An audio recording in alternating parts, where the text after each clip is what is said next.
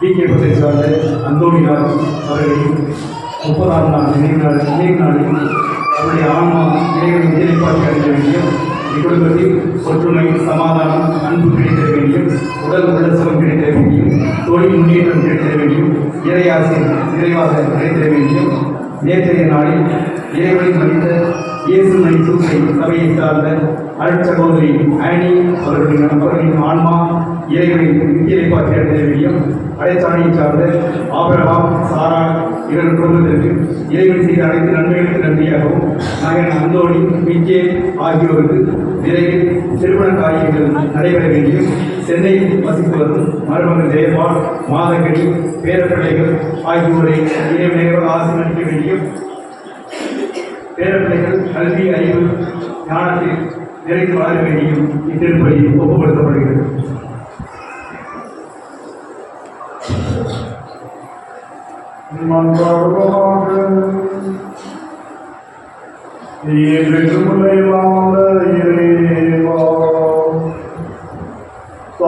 எடுத்துக்காட்டை மனிதனையும் பின்பற்ற நீங்கள் மீட்பரை மனித உடலுக்கும் சிலுவையை ஏற்றுக்கொள்ளவும் செய்தீர்.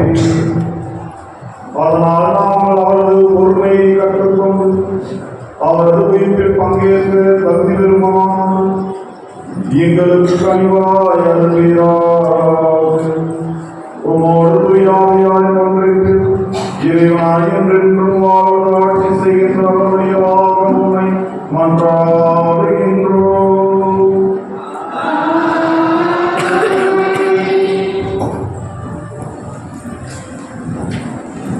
முதல் வாசகம் முன்னுரை. நம்முடைய உணர்வுகள், அசைவுகள் ஒவ்வொன்றையும் அறிந்து செயல்படுகிறவர்தான் நம்முடைய கடவுள். கர்த்தராகிய அவர் நமக்கு அரணாக இருக்கின்றார், எதிரிகள் கையிலிருந்து நம்மை பாதுகாக்கிறார் என்று கூறும் முதல் வாசகத்திற்கு செவி கொடுத்து நம்மையே அவருடைய பாதத்தில் ஒப்படைப்போம்.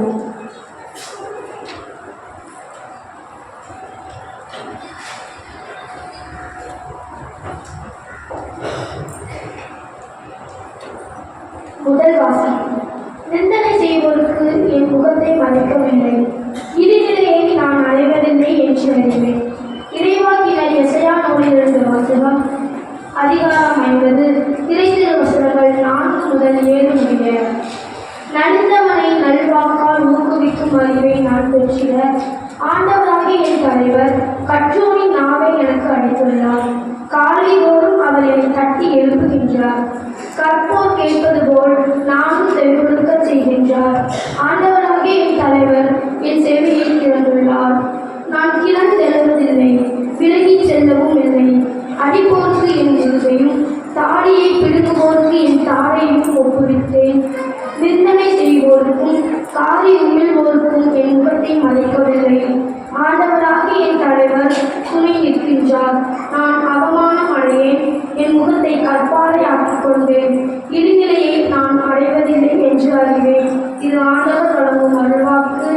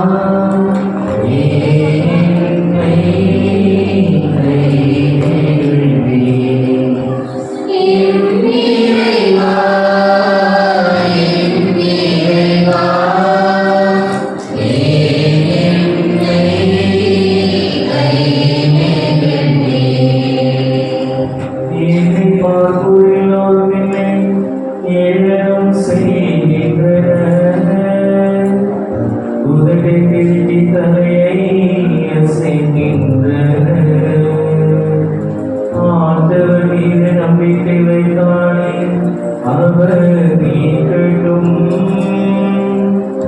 அவருக்கு இவன் மீது பிரியமிருந்தால் இவனை விடுவிக்கட்டும் என்றார்கள்.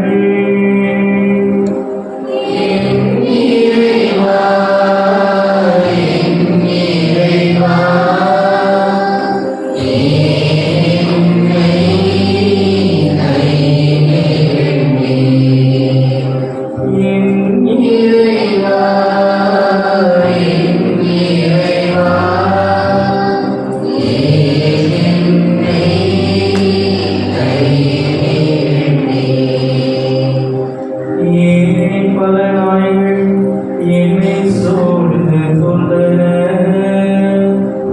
பொல்லாதவர்கள் கூட்டம் என்னை வளைத்துக் கொண்டது. என் கைகளையும் கால்களையும் தொலைத்தார்கள். என் எலும்புகளையெல்லாம் நான் எண்ணிவிட முடியும். அவர்களோ என்னை பார்க்கிறார்கள். பார்த்து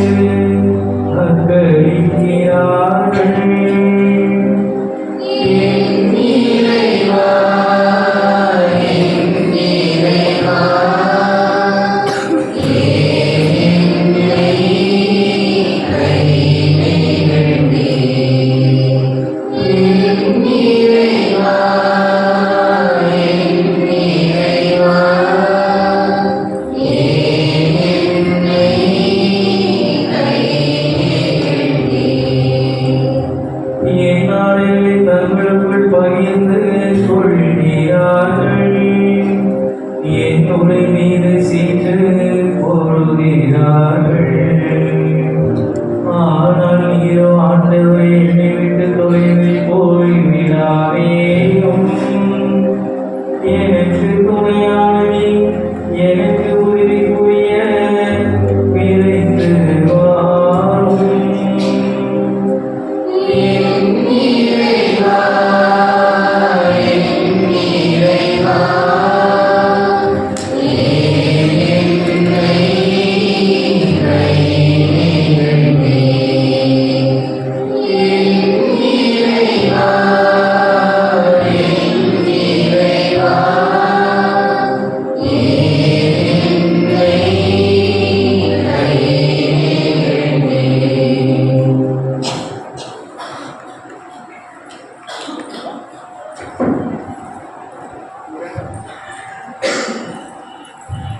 இரண்டாம் வாசகம் முன்னுரை. இறைவன் இயேசு தந்தையின் திருவுளத்தை நிறைவேற்றுவதே உணவாக கொண்டு வாழ்ந்தார். தந்தையும் மகனின் கீழ்ப்படிதல் மிகுந்த வாழ்க்கையை கண்டு அவரை பெருமைப்படுத்துகிறார் என்ற உண்மையை தூய பவுல் அடிகளார் எடுத்துரைக்கிறார். நாமும் கடவுளுக்கு கீழ்ப்படிந்து வாழ வேண்டும் என்ற மனநிலையோடு வாசகத்திற்கு செவி கொடுப்போம்.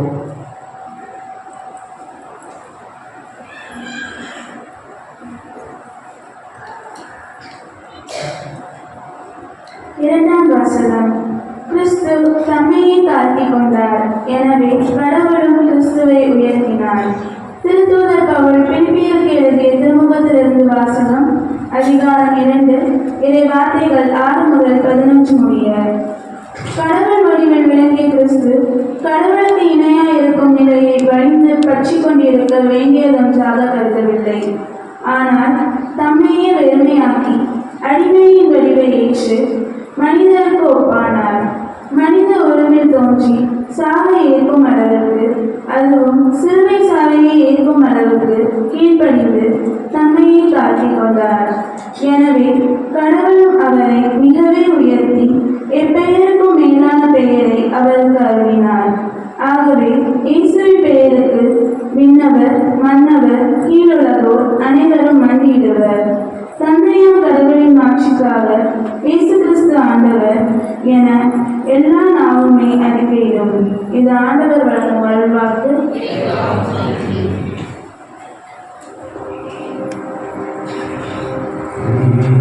தம்மை தாழ்த்தி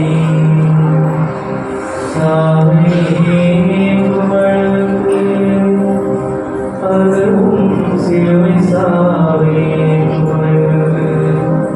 கீழ்ப்படிந்தவரானார்.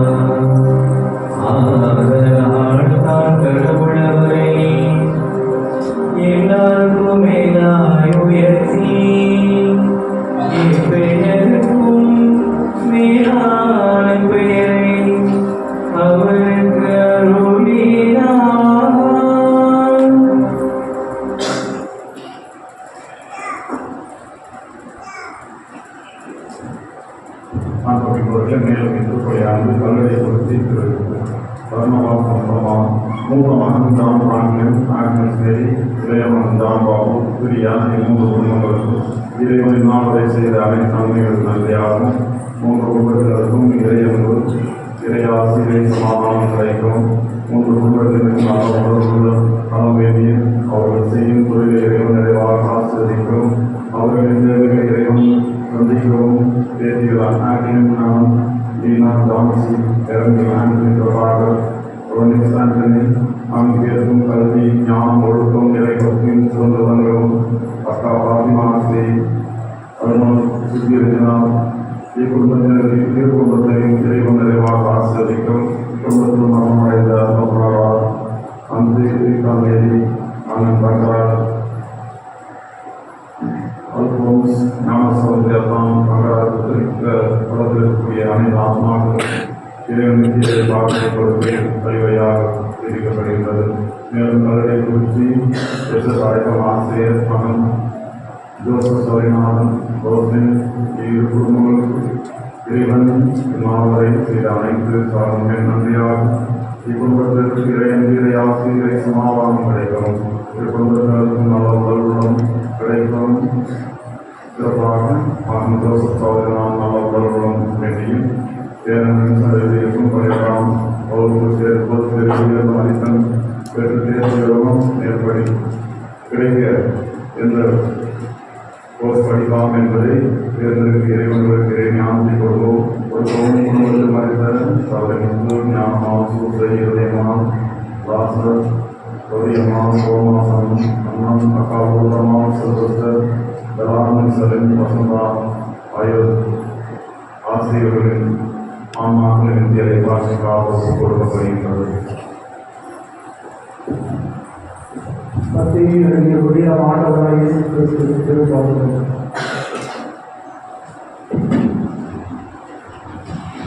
அதிகாரம் 26 இறை வார்த்தைகள் 14 முதல் அதிகாரம் 27 66.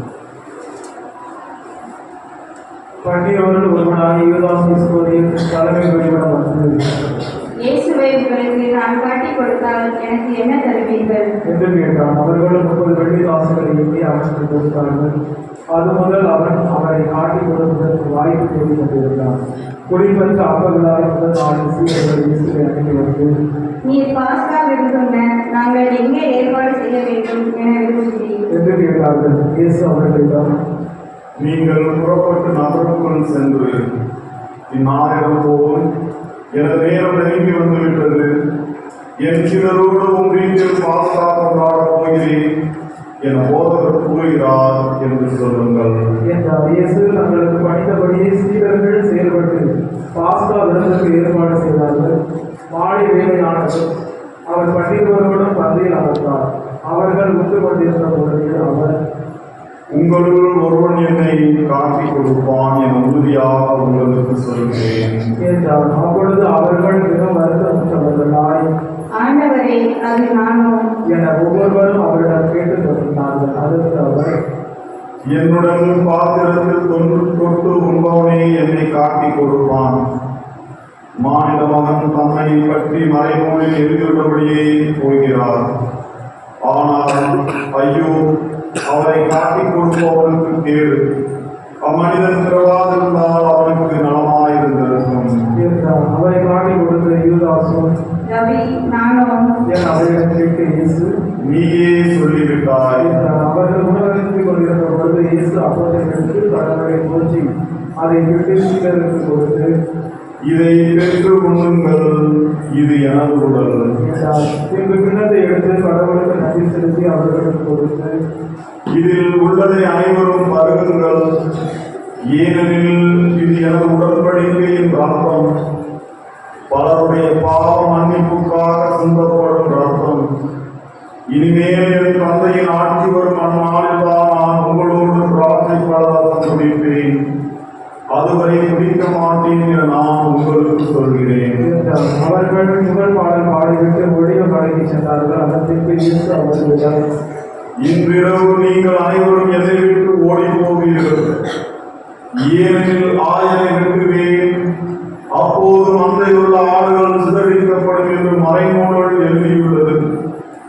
நான் உயிருடன் எழுப்பப்பட்ட பின்பு உங்களுக்கு முன்பே கலிலேயாவுக்கும் போவேன் என்றார். அதற்கு பேதுரு அவரிடம், எல்லாரும் உண்மை விட்டு ஓடி போய்விட்டாலும் நான் ஒருபோதும் ஓடி போக மாட்டேன் என்றார். இயேசு அவரிடம், இவ்விரவில் சேவல் கூவும் மும்முறை நீ என்னை மறுதலிப்பாய் என உறுதியாக உனக்கு சொல்கிறேன் என்றார். பேதுரு அவரிடம், நான் உம்மோடு சேர்ந்து இறக்க வேண்டியிருந்தாலும் உம்மை ஒருபோதும் மறுதலிக்க மாட்டேன் என்றார். அவ்வாறு சீடர்கள் அனைவரும் சொன்னார்கள். பின்னர் இயேசு சீடர்களுடன் கிறிஸ்தபடி என்ற இடத்திற்கு வந்தார்.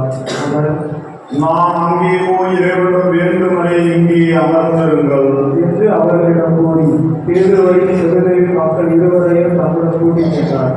அப்போது அவர் துயரமும் மனக்கலக்கமும் அடைய தொடங்கினார். அவர், எனது உள்ளம் சாவு வருமளவுக்கு ஆழ்வுயர்ந்து கொண்டுள்ளது. நீங்கள் என்னோடு இங்கே தங்கி விழித்திருங்கள் என்று அவர்களிடம் கூறினார்.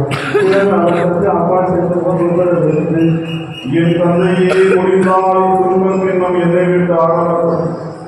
ஆனாலும் என் விருப்பப்படி அல்ல, உம் விருப்பப்படியே நிகழட்டும் என்று கூறி இறைவனிடம் வேண்டினார். அதன் பின்பு அவர் சீடரிடம் வந்து அவர் உலகில் கொண்டிருப்பதை கண்டு பேதுருவிடம், ஒரு மணி நேரம் கூட என்னோடு விழித்திருக்க உங்களுக்கு வலுவில்லையா?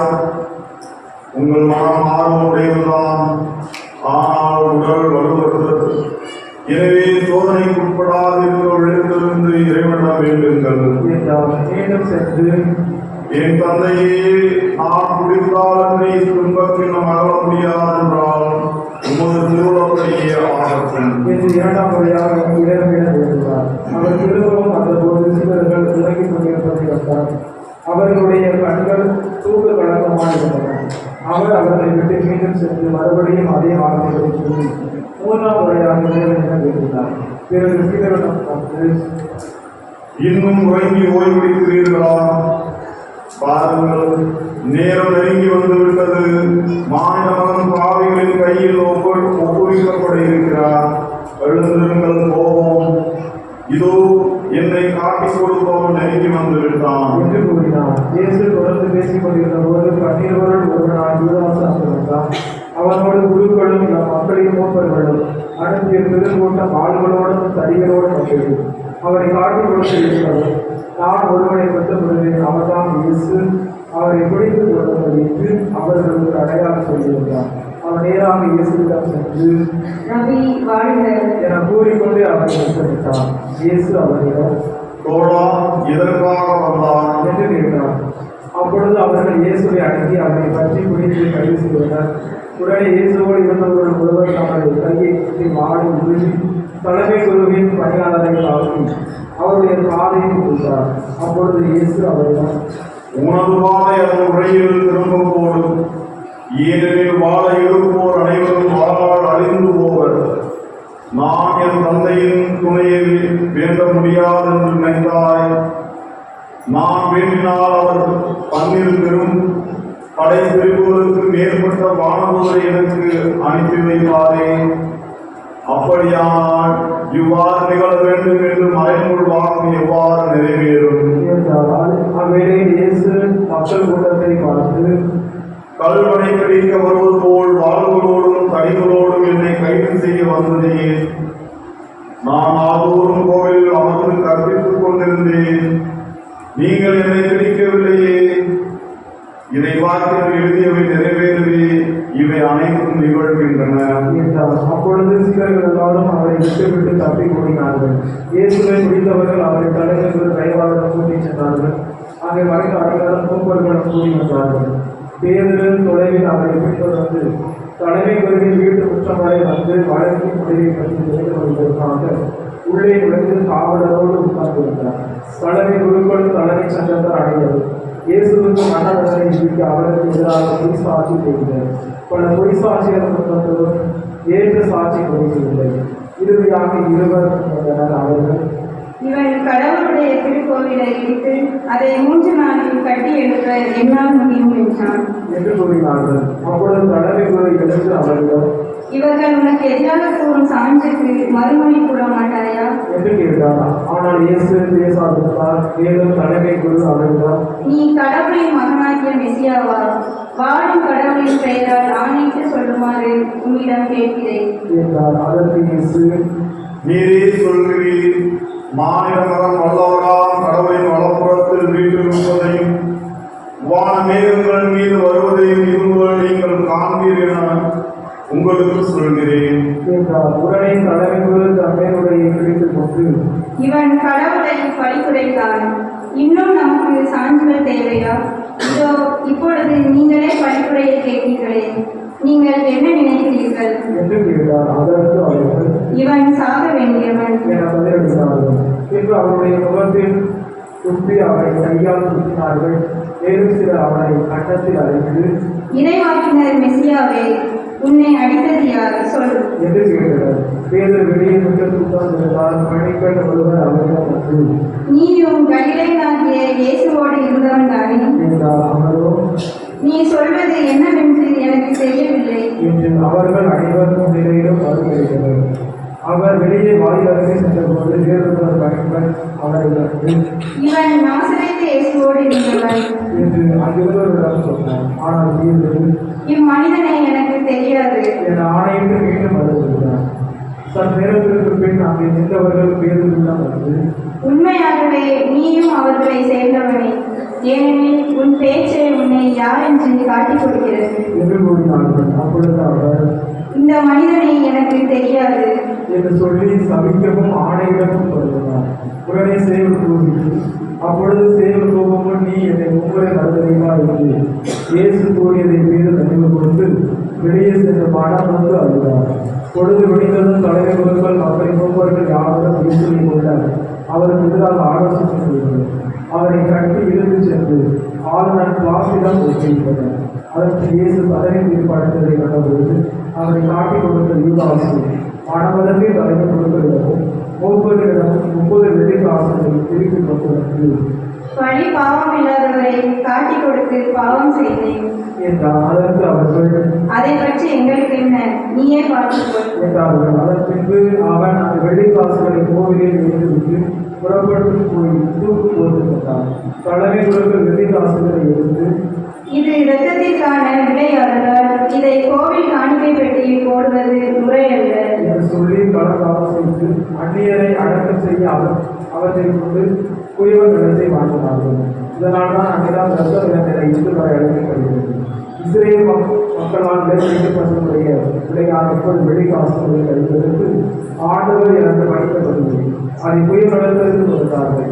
என் இறைவாய்கள் இறைக்கு அவர்களுக்கு அப்பொழுது உதவுகிறது.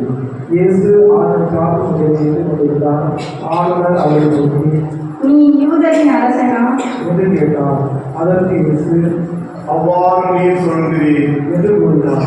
மேலும் தலைமை குருக்களும் ஒவ்வொருவரும் அவர்கள் குற்றம் சுமத்திய போது அவர் மறுமொழி எதுவும் கூறவில்லை என்று பிளாத்து அவரிடம், உனக்கு எதிராக எத்தனையோ சான்றுகள் கூறுகிறார்களே, உனக்கு கேட்கவில்லையா என்றார். அவர் ஒரு சொல் கூட அவருக்கு மறுமொழியாக கூறவில்லை. ஆகவே ஆளுநர் முன்னும் உயர்த்தினார். மக்கள் விரும்பி கேட்கும் ஒரு கையை அவர்களுக்காக இல்லாத போது ஆளுநர் விடுதலை செய்து வழங்கும். அந்நாளில் பரவாயில் என்னும் நபரை கைதியை உணர்ந்திருந்தார். மக்கள் ஒன்று கோடி வந்திருந்த போது காத்து அவர்களிடம், நான் யாரை விடுதலை செய்ய வேண்டும் என விரும்புகிறீர்கள், பரபாவையா அல்லது மெசியா என்னும் இயேசுவையா என்று கேட்டார். ஏனெனில் அவர்கள் பொறாமையால்தான் இயேசுவை ஒப்புவித்தார்கள் என்பது அவருக்கு தெரிந்தது. பிளாத்து அடுத்த இயற்கைக்கு அனுமதித்த பொழுது அவருடைய மனைவி அவரிடம் ஆள வெட்டி, அந்த நேர்மையாளரின் வழக்கில் நீர் தலையிட வேண்டாம், ஏனெனில் அவர் பொருட்டு இன்று கனவில் மிகவும் துன்புற்றேன் என்று கூறினார். ஆனால் தலைமை குருக்களும் ஒவ்வொருவர்களும் பரவாவை விடுதலை செய்ய கேட்கவும் இயேசுவை தீர்த்து கட்ட கூட்டத்தை மூடிவிட்டார்கள். ஆளுநர் அவர்களை பார்த்து, இவ்விருவரில் யாரை விடுதலை செய்ய வேண்டும், உங்கள் விருப்பம் என்ன என கேட்க அதற்கு அவர்கள் பரவாவை என்றார்கள். பிளாத்து அவர்களிடம், அப்படியானால் மெசியா என்னும் இயேசுவை நான் என்ன செய்ய வேண்டும், என்று கேட்டார். அனைவரும் சிலுவையில் அறையணும் என்று பதிலளித்தனர். அதற்கு அவன், இவன் செய்த குற்றம் என்ன, என்று கேட்டான். அவர்களோ சிலுவையில் அறையும் என்று இன்னும் உறவு தப்பினார்கள். பிளாத்து தன் முயற்சியால் பயனும் ஏற்படவில்லை, மாறாக கடலுமே உருவாகிறது என்று கற்று கூட்டத்தினரின் முன்னிலையில் தண்ணீர் எடுத்து இவனது இரத்த பலி பலியில் எனக்கு பங்கில்லை, நீங்களே பார்த்துக் கொள்ளுங்கள் என்று கூறி தன் கைகளை கழுவினான். அதற்கு மக்கள் அனைவரும், இவனுடைய இரத்த பலி எங்கள் மேலும் எங்கள் பிள்ளைகள் மேலும் விழட்டும் என்று பதில் கூறினார். அப்போது அவன் பரவாவை அவன் விருப்பத்திற்காக விடுதலை செய்தான். இயேசுவை கசைகள் அடித்து சிலுவையில் அதிகமாக கொண்டிருந்தார். ஆளுநரின் படையினர் இயேசுவை ஆழமாயிற்கு கூட்டிச் சென்று அங்கிருந்த படைப்பிரிவினர் அனைவரையும் அவர்கள் விட்டு விட்டனர். அவருடைய ஆடைகளை விரித்து தரிசிலும் நிறமுள்ள கலர் அணியை அவருக்கு அணிந்தனர். அவர்கள் ஒரு முள்மொழி செய்து அவரது தலையின் மேல் வைத்து அவருடைய வலக்கையில் ஒரு கோடை எடுத்து கொடுத்து அவர் சொன்னதால் தெரிவித்து யூதரின் அரசரே வாழ்க என்று சொல்லி ஈரான் செய்தனர். அவர் மேல் சுற்றி அக்கோடை எடுத்து அவருடைய தலையில் அடித்தனர். அவரை ஈரான் செய்தது. அவர் மேல் இருந்த தளர் அங்கியை கலச்சிவிட்டு அவருடைய ஆடைகளை அணிந்து அவரை சிலுவையில் அடித்ததற்காக எடுத்து சென்றனர். அவர்கள் வெளியே சென்றபோது சிறிய ஊரைச் சேர்ந்த சீமோன் என்ற பெயருடைய ஒருவரை கண்டார்கள். இயேசுவின் சிலுவையை சுமக்கும்படி அவரை கட்டாயப்படுத்தினார்கள். மண்டையோடு இடம் என்று சொல்வதாக கண்டார்கள். இயேசுவுக்கு கசப்புகளான காய்ச்சல் குடிக்கப்பட்டு கொடுத்தார்கள். அவர் அதை சிலுவை பார்த்து குடித்து விடுகிறது. அவர்கள் அவரை சிலுவையில் அடைந்தபோது குழுக்கள் வகையில் அவருடைய ஆடைகளை கற்பித்துக் கொண்டார்கள். பின்பு அங்கே உட்கார்ந்து காவல் பார்த்தார்கள். அவரது தலைக்கு மேல் அமர்ந்து காரணத்தில் எழுதி வைத்தார்கள். இவ் யூதர்களின் அரசனாய் இயேசு என்று எழுதப்பட்டிருந்தது. அதன் பின் அவருடைய வடப்புறம் ஒருவரும் இடப்புறம் ஒருவருமாக இரு கல்வர்களை அவருடன் சிறுவைகளில் அடைந்தார்கள். அவ்வழியே சென்றவர்கள் தங்கள் தலைகளை அசைத்து, கோவிலை இடித்து 3 நாளில் கட்டி எழுதுகிறவனே, உன்னையே விடுவித்துக் கொள். நீ இறைமகன் என்றால் சிலுவையில் இருந்து இறங்கி வா என்று அவரை வழிபடுகிறார்கள். அவ்வாறு தலைமை பொருட்கள் மற்ற அனைவருடன் போக்குவரத்துடன் சேர்ந்து அவரை ஏற்பாடு செய்தனர். அவர்கள் பிறரை விடுவித்தான், தன்னையே விடுவிக்க இயலவில்லை. இவன் இஸ்ரேலுக்கு அரசனாம். இப்பொழுது சிலுவையிலிருந்து இறங்கி வரட்டும். அப்பொழுது நாங்கள் இவனை நம்புவோம். கடவுளிடம் இவன் உறுதியான நம்பிக்கை கொண்டிருந்தானோ, அவர் விரும்பினால் இப்போது இவனை விடுவிக்கட்டும். நான் இறைமகன் என்றானே என்று கூறினார்கள். அவ்வாறு அவரோடு சிலுவை அடையப்பட்டிருந்த கல்லர்களும் அவர்கள் இருந்தார்கள். நண்பர் 12 மணியில் 3 மணி வரை நாடு முழுவதும் ஈடுபட்டார்கள். 3 மணி அளவில் இயேசு ஏலி ஏலி லமா சபக்தானி, அதாவது என் இறைவா ஏன் என்னை கைவிட்டீர் என்று உலக பொருளை கத்தினார். ஆனால் என்று முறையவர்களும் சிலர் அதை கேட்டு இவன் எலியாவை கூப்பிடுகிறான். பின்னர் உடனே அவர்களும் ஒருவர் கோடி சென்று கடற்பத்தை எடுத்து குடித்த திராட்சரத்தை குடித்து அதை கோழி மாட்டி அவருக்கு குடித்து கொடுத்தார். மற்றவர்களோ ஒரு எலியா வந்து இவனை விடுவிப்பாரா என்று பார்ப்போம் என்றார்கள். இயேசு மீண்டும் உலக பொருளை கத்தி உயிர்விட்டார்.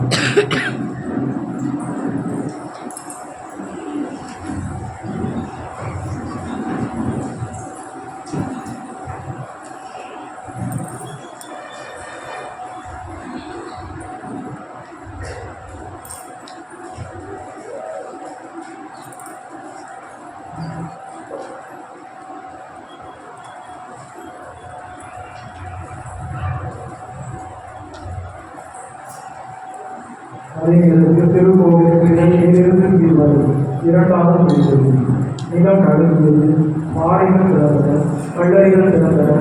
இறந்த இறைமக்கள் மலரின் உடல்கள் உள்ள எடுக்கப்பட்டன.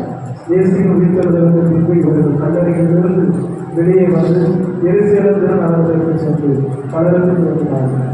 மூன்றுவர் தலைவரும் அவரோடு இயேசுவின் காலம் காப்பவர்களும் நிலநடுக்கத்தை இழந்த அவசியம் கண்டு மிகவும் அஞ்சி இவர் உண்மையாகவே இறைமகன் என்றார்கள். கலிலேயாவிலிருந்து இயேசுவை பின்பற்றி அவர்கள் பணிபடை செய்து அந்த பாரம்பரியங்களும் வந்திருந்தார்கள். அவர்கள் தொலையை நின்று உற்று நோக்கி கொண்டிருந்தார்கள்.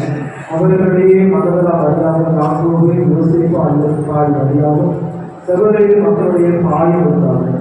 பாலை வேலையாகும் அரிமத்தியா ஊரை சேர்ந்த யோசிப்பு என்ற பெயர்கள் செல்வர் ஒருவர் அங்கு வந்தார். அவரும் இயேசுவுக்கு சீடராக இருந்தார். அவர் பிளாத்திடம் போய் இயேசுவின் தலையை வைத்தார். பிளாத்தும் அதை கொடுத்துவிட கட்டியிருந்தார். யோசேப்பு உடலை பெற்று தூய்மையான வெள்ளியில் துணியால் சுற்றி சமன்கண வாயில் எட்டியிருந்த புதிய கல்லறை கொண்டு போய் வைத்தார். அதன் வாயில் ஒரு பெருங்கல்லை உருட்டி வைத்துவிட்டு போனார். அப்பொழுது மலரால் அறியாமல் வேறு அறியாமல் அங்கே கல்லறைக்கு எதிரே உட்கார்ந்திருக்கிறார். மறுநாள் அதாவது 1000 நாளுக்கு அடுத்த நாள் தலைமை குருக்களும் பரிசேயர்களும் காவியம் கூடி வந்தார்கள். அவர்கள், ஐயா, அந்த எத்தன் உயிருடன் இருந்த பொழுது 3 நாளுக்கு பின் நான் உயிருடன் எழுப்பப்படுவேன் என்று சொன்னது எங்களுக்கு நினைவில் இருக்கிறது. ஆகையால் 3 நாள் வரை கல்லறையை கருத்தாய் காவல் செய்ய கட்டளையிடும். இல்லையெனில் அவருடைய சீடர்கள் ஒருவேளை வந்து அவர் உடலை திருடி சென்றுவிட்டு இறந்து அவர் உயிருடன் எழுப்பப்பட்டார் என்று மக்களிடம் சொல்ல நேரிடும். அப்பொழுது முந்தின ஏமாற்று வேலையை விட பிந்தினது மிகுந்த கேடு விளைவிக்கும். உங்களிடம் காவல் வீரர்கள் இருக்கிறார்கள். நீங்களே போய் உங்களுக்கு தெரிந்தபடி கருத்தாய் காவல் செய்யுங்கள் என்றார். அவர்கள் போய் கல்லறையில் காவல் வீரரை கொண்டு கருத்தாய் காவல் செய்ய ஏற்பாடு செய்தார்கள்.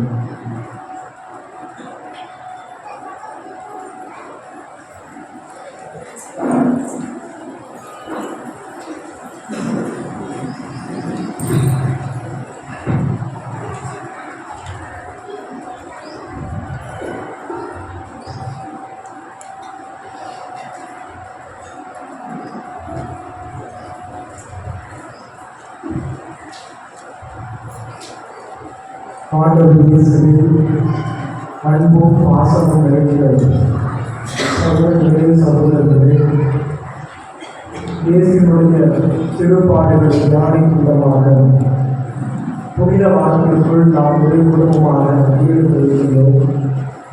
இயேசு என்ற மாபெரும் மனிதரை, வரலாற்று மனிதரை நம்முடைய வீதிகளில் ஓசன்னா என்று புகழ்கீதம் பாடி ஒளிவு கடைகளை கையில் ஏற்றி நம்முடைய வீடுகளில் அவரை அமைதியின் அரசராக, அன்பின் அரசராக, வெற்றியின் அரசராக என்று சொல்லி ஒரே குடும்பமாக நம்பிக்கை நிறைந்த எங்களோடு நாம் இந்த குருத்தோடு படிக்கிறோம். இந்த குருத்து நாளில் திரு வழிபாட்டிலும் பங்கேற்கின்றோம்.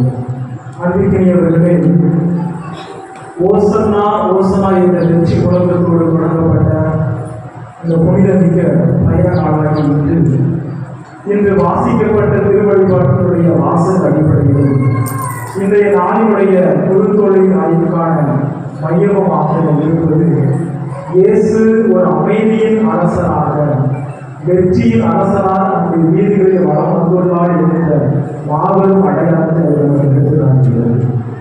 நம் ஆண்டவராக இயேசு கிறிஸ்து எருசலேம் ஆலயத்தில் வெற்றியின் அரசராக செல்லக்கூடிய இந்த நிகழ்வில் நற்செய்தியாளர்களை 4 நற்செய்தியாளர்கள் மிக தெளிவாக தங்களது நூலில் எடுத்து காட்டுகிறார்கள். அப்படி பார்க்கிற போது 2 ஒரு குருத்தோலைகள் இவ்வாறு பேசிக் கொள்ளலாம். முதல் குருத்தோலை இவ்வாறு சொன்னது, இந்த ஆண்டவருடைய நாளாக இருக்கிறது. இந்த ஆண்டவரின் நாளாக இன்று நம் அனைவரையும் இறை மக்கள் கரங்களை உயிரை பிடித்து ஓசனா என்று புகழ்கீதம் பாடி அந்த இயேசுனுடைய பாடல்களை தியானிக்கும் மாபெரும் அடையாளமாக அதை கடவுள் ஏற்றி செல்வார்கள்.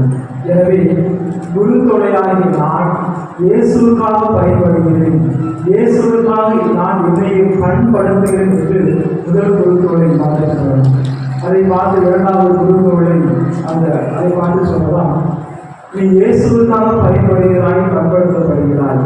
இன்னும் சில நேரங்களில் அந்த ஓடைகள் சிலுவைகளாக மாறும். அதே போல இப்படி சிலுவைகளாக அது உருவம் பெறுகிறதோ அதே போல நானும் அந்த இயேசுவை போல ஒரு சிலுவையாக, இயேசுவை போல பிறருக்கு கொடையாக கொடுக்கக்கூடிய என்னுடைய ஒரு அர்ப்பணம் உள்ளமாக உடலாக அது இன்னும் சில நாட்களில் மாறும் என்று 2வது குருத்தோலை மிக தெளிவாக எடுத்து காட்டுகிறோம். அன்பிற்குரியவர்களே, இந்த பவனியானது நமக்கு உணர்த்துகின்ற செய்தியானது இதுவாக இருக்கிறது. இந்த பவனியினுடைய எண்ணம் வெறுமனே ஒரு ஆடம்பரம் கொண்டதாகவோ அல்லது வெறுமனே இது சொந்தம் ஆடக்கூடிய ஒரு காட்சி பொருளாகவும் அல்ல, மாறாக இது ஒரு புனித பவனியாக, இது புனிதத்தை நமக்கு கற்றுக் கொடுக்கக்கூடிய ஒரு பவனியாக இருந்தது என்பதை நம்மால் உணர முடிகிறது. இது நாம் பார்க்கிறோம். சமூகத்தின் பதவிகளுக்காகவும், பட்டங்களுக்காகவும், புகழுக்காகவும் பலவிதமான பெருமைகள் நடைபெற்று வருகின்றன. ஆனால் நம் ஆண்டவர் இயேசு இந்த எருசலேம் நகருக்கான பயணம் நம் அனைவரையும் மீட்டெடுக்கக்கூடிய ஒரு பயணமாக, நம் அனைவருக்கும் நம்பிக்கை நிறைந்த வாழ்வை கொடுக்கக்கூடிய ஒரு மாபெரும் பயணமாக இருக்கிறது. எப்படி ஆண்டவர் இயேசு கிறிஸ்து மகிழ்ச்சி நிறைந்த உள்ளத்தோடு துன்ப கிடத்தை ஏற்றுக்கொள்வதற்காக எருசலேம் ஆலயத்திற்கு சென்றார்களோ, அதே துன்பத்தை எப்படி ஏற்றுக்கொண்டாரோ அதே போல மகிழ்ச்சியின் வடிவமாக தன் உயிர்ப்பை நமக்கு கொடையாக கொடுக்கிற நிகழ்வை நாம் சில நாட்களில் அழைப்பார்கள். அன்பிற்கின்றவர்களே, இந்த ஓசனா என்று சொல்லக்கூடிய இந்த பாடலை எதிரே வயதுவார் குறிப்பிடுகிறார்கள். எதிரே சொல்லிட்டு இவை வெற்றி தாரும் ஆண்டவரை, மகிழ்ச்சி தாரும் ஆண்டவரை என்று சொல்லக்கூடிய ஒரு சொற்றொடரை இந்த ஓசனா என்கிற வார்த்தை நாம் குறிப்பிடுவதை நம்மால் உணர முடிகிறது. ஆக இயேசு ஒரு விடுதலை நிறைந்த வெற்றியின் வீரராக எருசலேம் ஆலயத்திற்குள் செல்கிறார் என்பதை அந்த இறை பகுதி நமக்கு எடுத்துக்காட்டுகிறது. அதே போலதான் நம் கரங்களில் ஏற்றி இருக்கிற இந்த குருக்கொடைகள் இது வெறுமனை ஒரு அதிகாரத்தின் சின்னமாகவோ அல்லது பிறரை ஆட்டி படைக்கக்கூடிய ஒரு மாபெரும் மந்திரக்கோளாக மட்டுமல்ல, மாறாக இந்த குருக்கோளை கிறிஸ்துவனுடைய மகிழ்ச்சியையும் கிறிஸ்துவனுடைய மாபெரும் உன்னத அடையாளத்தை வெளிப்படுத்துகின்ற ஒன்றாக இருக்கிறது. எல்லாவற்றிற்கும் மேலாக நம் பாவத்தையும் நாம் சந்திக்கிற தீமைகளை வெற்றி கொண்டு ஒரு புதிய விடுதலை வாழ்வை கொடுக்கக்கூடிய எல்லாருமே இந்த குருத்தோலை நமக்கு எடுத்துக்கிறார்கள். எனவேதான் இந்த வாசிக்கப்பட்ட முதல் வாசகத்தில் இறைவாக்கினர் 2ஆம் எசையா இறைவாக்கினர் செய்யப்படுகிறார்.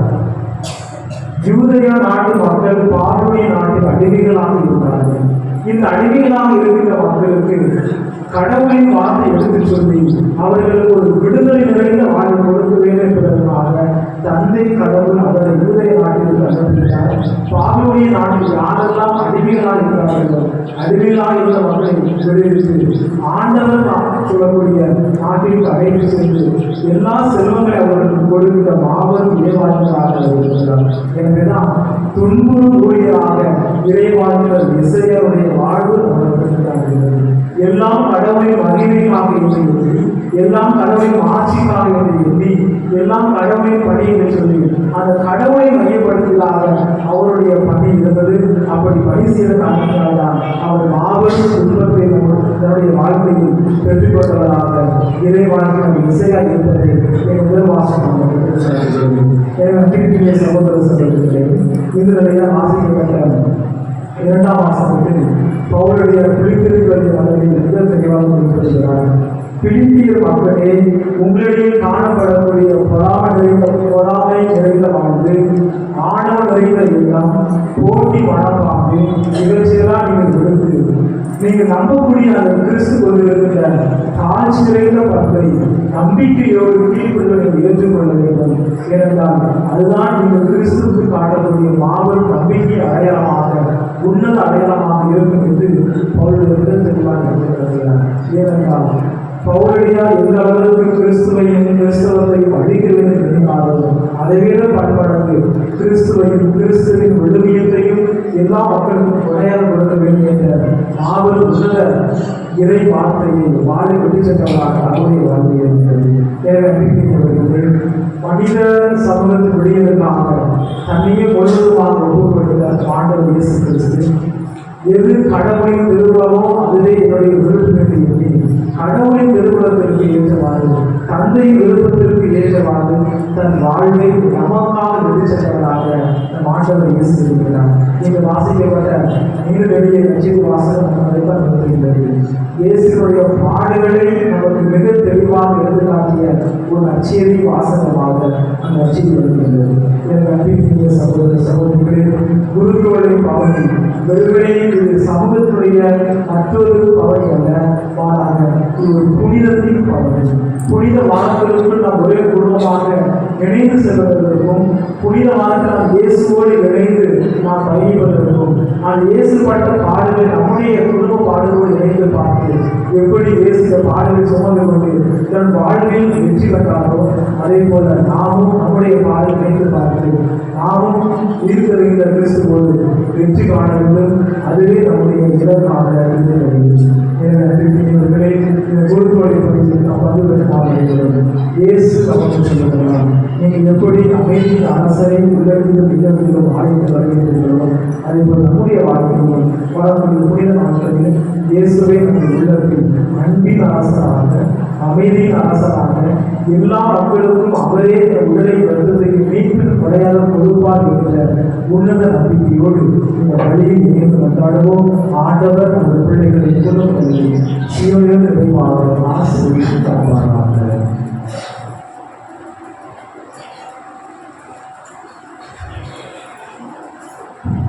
நம்பிக்கை அறிக்கை.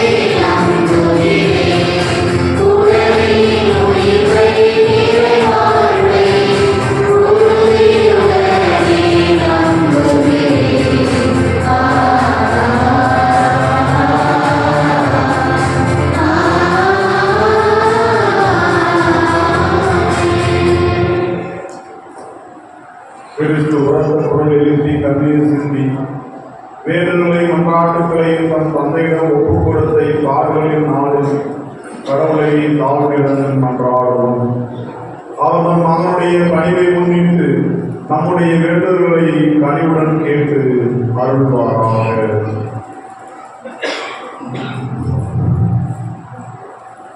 அருள்பெருக்கின் நாயகனே எம் இறைவா, திருத்தந்தை அவரோடு இணைந்து உடன் உழைக்கும் அனைத்து ஆயர்கள், குருக்கள், துறவியர், பொது நிலையினர் ஆகிய அனைவரும் உம் உயிர்ப்பின் மாண்மையால் பலனளிக்கக்கூடியவர்களாக தொடர்ந்து பணி செய்கிற இயேசுவே ஆண்டவர் என்று முழக்கமிட தேவையான இறையருளை பொழிந்திட வேண்டும் என்று இறைவா உம்மை மன்றாடுகிறோம்.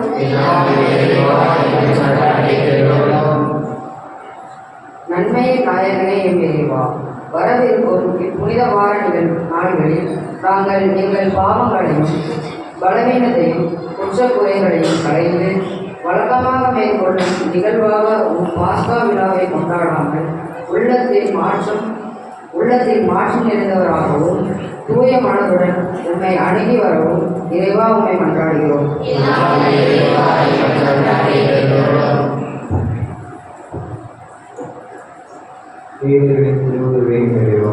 இந்த அருள்மிக்க நாள்களில் தவ முயற்சிகளில் மட்டும் நாங்கள் கவனம் செலுத்தாமல் உள்ளத்தில் மனமாற்றமும் அதன் வெளிப்பாடாக ஏழைகளிடத்தில் கவனம் செலுத்தி அவர்களை வாழ்வில் சிறந்து விரும்பின அந்த மீட்பு செயலின் வழியாக உன் சீரத்துவ வாழ்வில் அனைவரும் பங்கேற்க தேவையான மீட்பினர்களை புரிய வேண்டும் என்று இறைவன் மன்றாடுகிறோம்.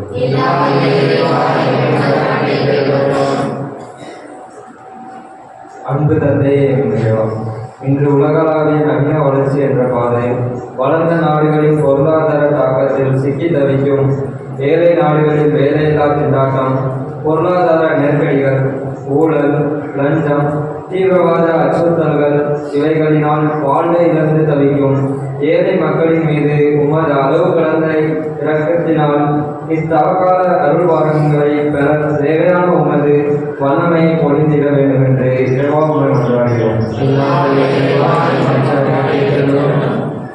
நம் ஒவ்வொருடைய தனிப்பட்ட கருத்துக்களுக்கான மௌனமாக மன்றாடுவோம்.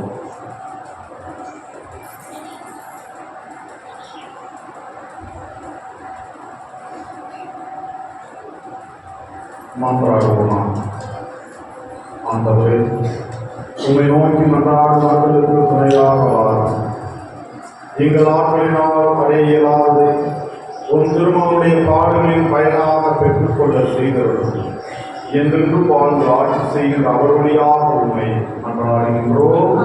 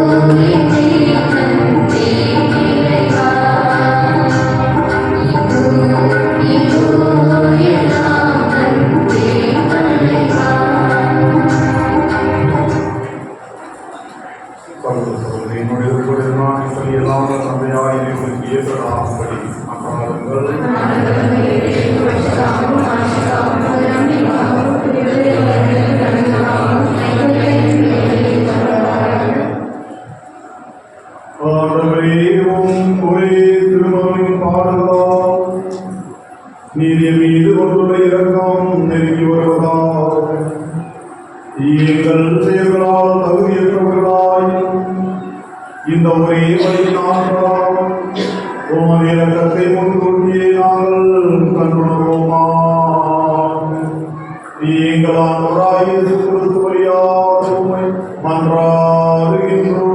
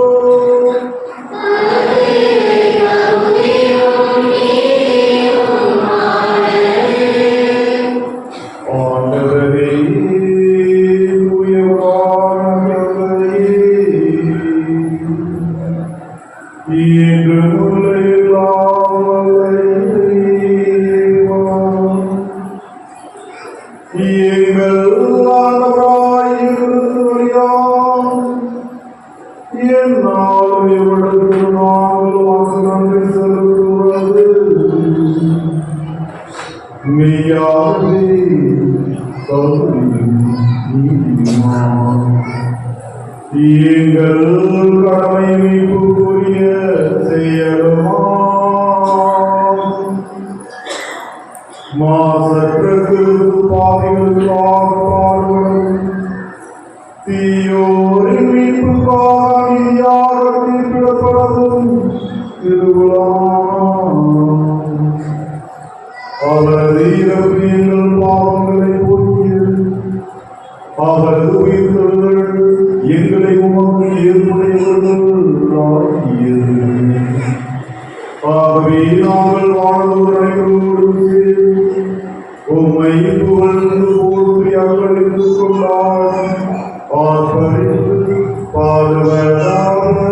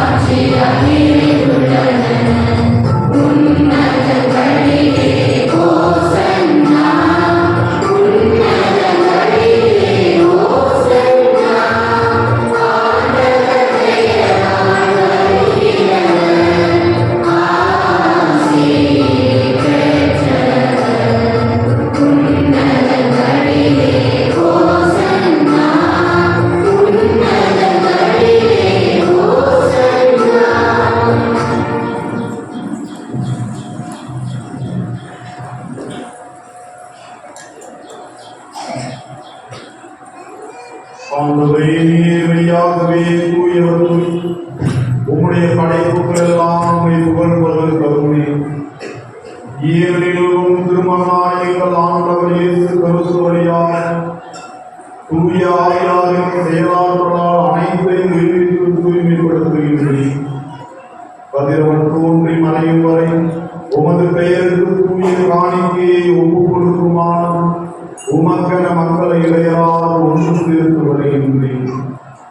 எனவே ஆண்டவரே, உமக்கு அர்ப்பணிக்க நாங்கள் கொண்டு வந்துள்ள காணிக்கைகளை அதே தூயாவியால் தூய்மைப்படுத்த உம்மை தாழ்மையுடன் வேண்டுகின்றோம்.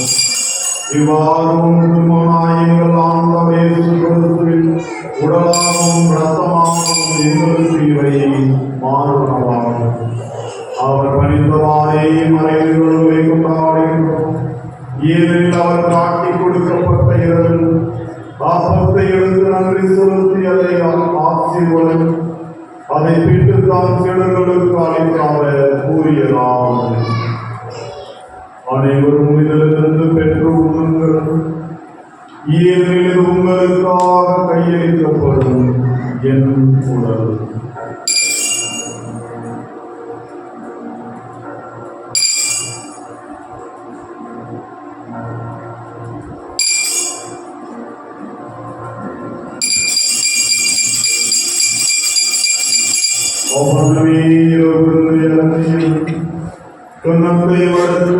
உமக்கு நன்றி செலுத்தி ஆசீர் வழங்கி அதை தம் சீடர்களுக்கு அளிக்க அவர் கூறியதாவது. அனைவரும் இதிலிருந்து பெற்று பருகுங்கள். ஏனெனில் புதிய நிலையான உடன்படிக்கைக்குரிய ரத்தத்தின் கிண்ணம். இது பாவ மன்னிப்புக்கென்று உங்களுக்காகவும் பலருக்காகவும் சொல்லப்படும். இதை என் நினைவாக செய்யுங்கள்.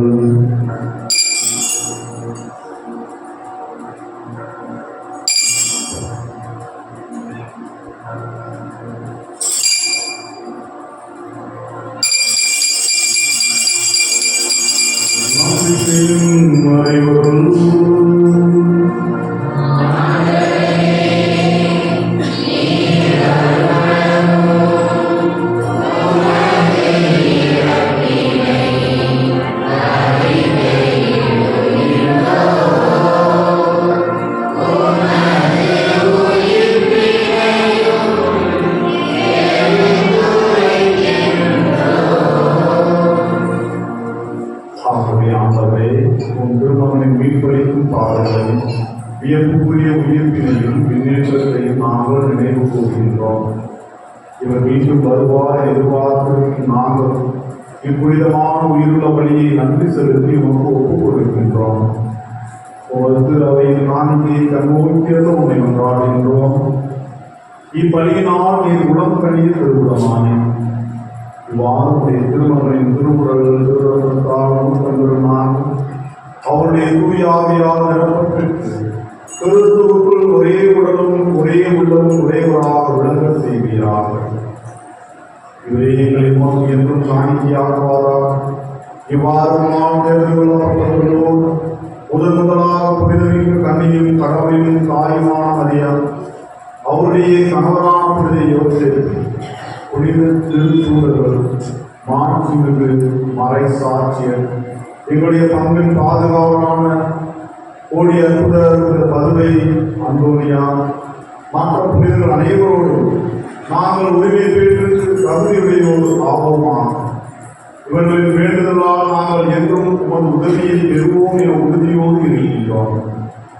ஆண்டவரே, எங்களின் மூல உறவாகும் இப்படி உலகுக்கெல்லாம் அமைதியும் மீட்பும் தர வேண்டும் என மன்றாடுகின்றோம். இவ்வுலகில் பயணம் செய்யும் திருவை சிறப்பாக அடியாராய் எங்கள் குருத்தந்தையிலேயோ எங்கள் ஆயர்கள், எங்களுடைய மறைமாற்றத்தினை பரிவாளர் அடுத்து மோட்கராஜன், எல்லா ஏனைய ஆயர்கள், திருநிலையினர், உமக்கு சொந்தமான மக்களாய் அனைவரும் நம்பிக்கையிலும் அன்பிலும் உறுதி பெற செய்கிறார். நீர் விரும்பியபடியும் திருமணம் இருக்கின்ற இக்குடும்பத்தின் வேண்டுதலுக்கு கனிவுடன் செவிசாய்ப்படும். கனிவுள்ள தந்தையே, எங்கும் சிறந்திருக்கும் உடைய பிள்ளைகளை கனிவுடன் உம்மோடு சேர்த்துக் கொள்ளும்.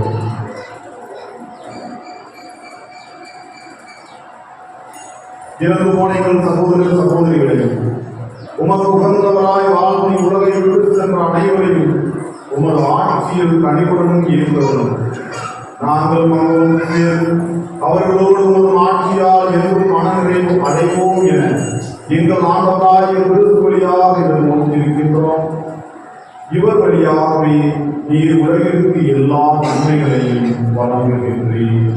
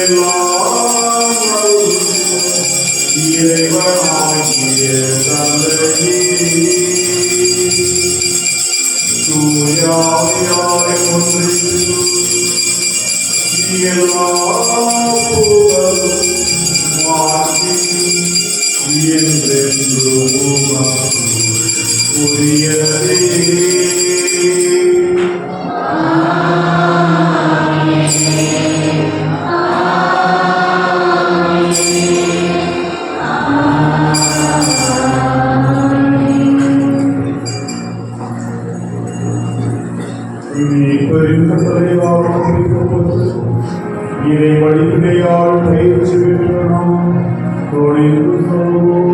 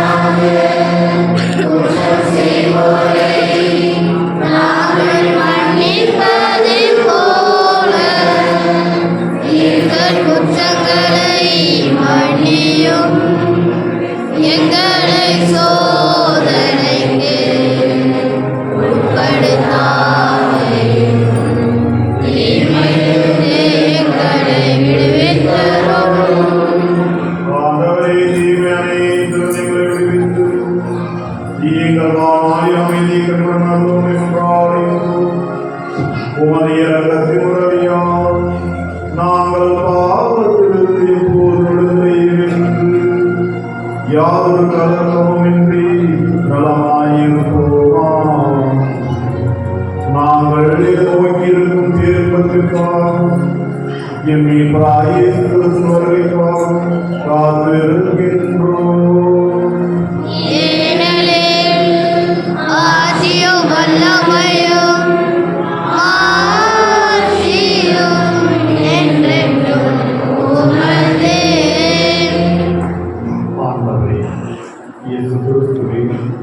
அமைதியை உங்களுக்கு விட்டு செல்கின்றேன், என் அமைதியை உங்களுக்கு அளிக்கின்றேன் என்று உன் திருத்தூதர்களுக்கும் அளித்தேன். எங்கள் பாவங்களை பாராமல் உமது துறவை நம்பிக்கையை கண்ணோக்கி உமது துருவத்திற்கு ஏற்பதற்கு அமைதியும் ஒற்றுமையும் அளித்திருக்கிறான் என்று வாழ்ந்து ஆட்சி செய்கிறவரே. ஆண்டவர் இயேசு கிறிஸ்துவினுடைய அமைதி உங்கள் அனைவரோடும் என்றும் இருப்பதாக. ஒருவர் கிறிஸ்து நம்பிக்கை அவர் சூழல்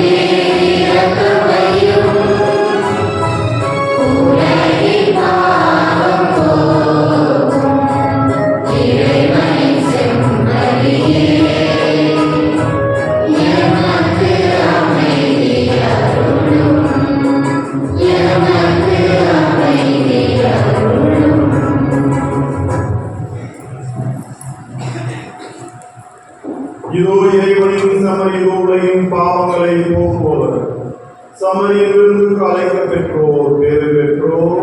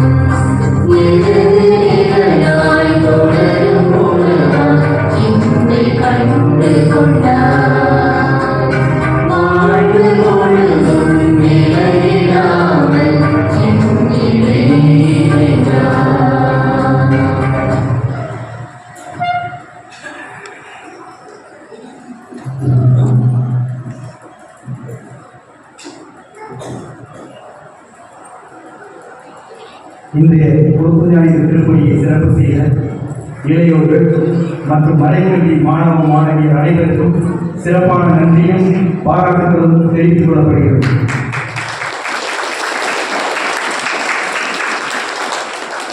இந்த வாரத்திற்கான திருப்பணிகள் பற்றிய விவரம்: நாளைய தினம் திங்கட்கிழமை காலை 5:30 மணிக்கு திருப்பணி நடைபெறுகிறது. வருகிற செவ்வாய்க்கிழமை மதியம் 12 மணி, மாலை 6:30 மணி ஆகிய நேரங்களில் திருப்பணி நடைபெறுகிறது. வருகிற புதன்கிழமை காலை 5:30 மணிக்கு திருப்பணி நடைபெறுகிறது. வருகிற வியாழக்கிழமை பெரிய வியாழன் அன்று மாலை 6:30 மணிக்கு திருப்பணி நடைபெறும். இத்திருப்பணியின் போது பாதம் கழுவும் சடங்கு சிறப்பிடம் பெறும். திருப்பணியை தொடர்ந்து நற்கருணை இடமாக பவனி நடைபெறும். தொடர்ந்து நள்ளிரவு 12 மணி வரை நற்கருணை ஆராதனை நடைபெறும். பெரிய வியாழன் திருப்பணியின் காணிக்கை பவனியின் போது தவக்கால உத்தியங்களை கொண்டு வந்து கொடுத்திருமாறு கேட்டுக்கொள்ளப்படுகிறார்கள். அன்றைய நாளில் எடுக்கப்படும் காணிக்கை பசி பிணி ஒழிப்பு நீக்கத்திற்காக அனுப்பப்படும். அன்றைய தினம் திருப்பணியை புனித அருளாளர் அன்னியம் மற்றும் சூசியப்பர் அன்னியை சார்ந்தவர்கள் சிறப்பு செய்வார்கள். வருகிற வெள்ளிக்கிழமை புனித வெள்ளி மாநில மீட்புக்காக நம் ஆண்டவர் இயேசு தன்னுயிரை இந்த நாள். அன்று பகல் முழுவதும் வழிபாட்டிற்காக ஆலயம் திறந்திருக்கும். அன்று மாலை 4:30 மணிக்கு சிலுவை பாதை நடைபெறும். தொடர்ந்து திருச்சிலுவை ஆராதனை நடைபெறும். அன்றைய நாளில் நாம் அனைவரும் சிலுவையை உறுதி செய்து இடும் காணிக்கை புனித நாடுகளின் சிறப்பு காணிக்கையாக அனுப்பப்படும். புனித வெள்ளி வழிபாடுகள் அனைத்தையும் பங்கு பேரவையினர் கத்தோலிக்க சேவை சங்கத்தை சார்ந்தவர்கள் சிறப்பு செய்வார்கள். வருகிற சனிக்கிழமை பெரிய சனிக்கிழமை அன்றைய தினம் நம் ஆண்டவர் இயேசு மரணம் குறித்து புனித மௌனம் காக்கப்படும். அன்று இரவு 11:30 மணிக்கு பாஸ்கா திருவிழிப்பு சடங்குகள் ஆரம்பமாகும். தொடர்ந்து உயிர்ப்பு பெருவிழா திருப்பணி நடைபெறும். உயிர்ப்பு பெருவிழா திருப்பணியை புனித மரியனை அன்னியம், புனித சகேரியார் அன்னியம், புனித அந்தோனியார் அன்னியத்தை சார்ந்தவர்கள் சிறப்பு செய்வார்கள். உயிர்ப்பு பெருவிழா திருப்பணியின் போது திருமுழுக்கு வாக்குறுதிகள் புதுப்பிக்கப்படும்.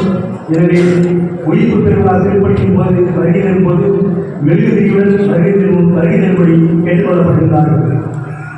புனித வார வழிபாட்டு நிகழ்வுகள் அனைத்தும் நமது பங்கு இணையதளத்தில் வெளியிடப்பட்டுள்ளது என்பதை அன்போடு தெரிவித்துக் கொள்கிறோம். அன்றைய கூட்ட அறிவிப்பு: புனித சூசியப்பர் அன்றைய கூட்டம் இன்று மாலை 6:30 மணிக்கு திருமதி கரோலின் புலரா அவர்கள் இலக்கு வைத்து நடைபெறும். சூசியப்பர் அன்றையை சார்ந்த அனைத்து குடும்பத்தாரும் இந்த கூட்டத்திற்கு வருகையின்படி அழைக்கப்படுகிறார்கள்.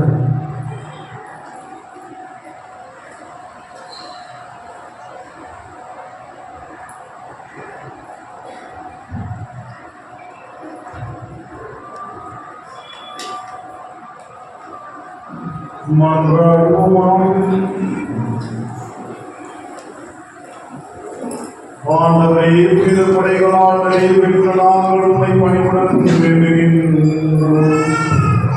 அதனால் நாங்கள் நம்போதை உன் திருமகனின் இறப்பினால் எதிர்நோக்கியிருக்க செய்தது நாங்கள் நாடுவரை அவரது உயிர்ப்பினால் வந்தடைய செய்கிறார்.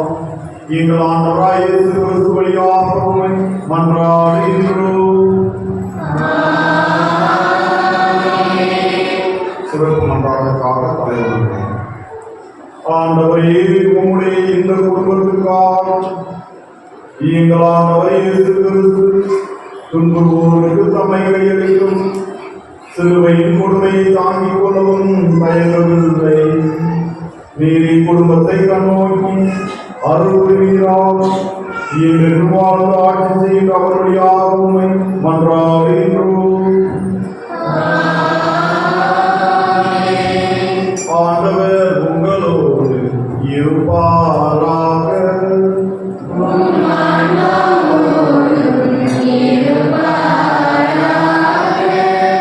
எல்லாம் வல்ல இறைவன் தந்தை மகன் தூயாவியார் உங்களுக்கு ஆசி வழங்குவாராக.